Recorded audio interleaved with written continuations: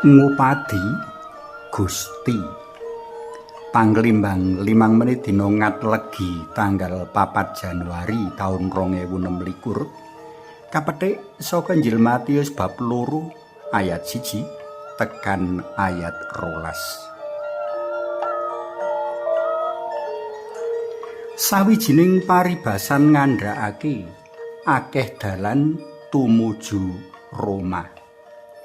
Paribasan iki kepengin ngandhakake anane maneka cara uga sarana kanggo ginayuhe sawijining tujuan.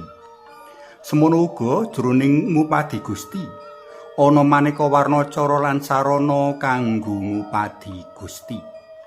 Sing wigati kapigatekake yaiku panteng lan kungkuhe krentek ngener tujuan, saengga sakeh pepalan lan pangreridu kejaba bisa diatasi nanging uga bisa ditemokake solusine.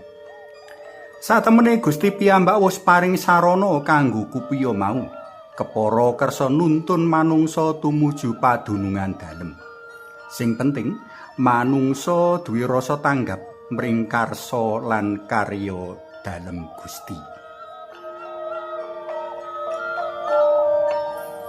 Para tresna pelem kinasih bareng karo pasaman suci sak jagat, awake dhewe dina iki padha mahargya riyaya pangatingalan dalem Gusti utawa ing basa Jawane wahyu dalem Gusti. Sacara mriki Gusti kersa ngatingal marang winasis tetelu saka brang wetan. Tradisi ngandhakake menawa winasis tetelu mau aran Kaspar, Baltasar lan Melkior. Dene brang wetan mau kamangerteni minangka tanah Persia. Winasis tetelu kang beda padunungan mau kasawiji katemokake jroning ancas tujuan kang padha ngupadi sang bocah raja. Sacara sinengker, prastawa iki medharake kekeran menawa karya kaslametan dalam Allah ora amung kanggo bangsa Israel wae, ananging uga kanggo bangsa-bangsa manca. Sing penting, kaya kang katindakake dening winasis tetelu, bangsa-bangsa mau padha gelem buka diri mring karya kaslametan dalam Allah, sarta gelem berjuang lan berkurban kanggo ngupadi Gusti. Ora gampang lho andon laku saka tanah Persia tumuju Yudea, mligine tanah Bethlehem. Mesti akeh pepalang lan pangreridu, mbuh kuwi begal, kewan galak lan sapituruti. Durung meneh lintang panter dalam Gusti, cat katon, cat ora, saengga dadekake para winasis mau uga kudu ngulir budi. Meh wae kupiyane golek katrangan ngawuhake bilai, wit kang ditakoni Herodes raja kang ngelak kuwasa. Nanging awit saka pantenging karep winasis tetelu bisa ketuk Bethlehem, papan bocah kang kawecakake bakal mengku kuwasa ing tembe madunung kanthi slamet. Winasis tetelu banjur padha ndudah barang sangune dewi-dewi. Sinape ngaturake sembah sujud lan sungkem, winasis tetelu padha asrah pisungsung. Winasis tetelu bungah awit pangupadine ora muspra.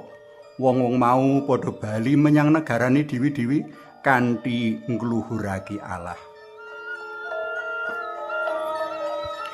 Para tresna pelem kinasih kaya para winasis tetelu, satemene awake dhewe uga jroning andon laku ngupadi Gusti.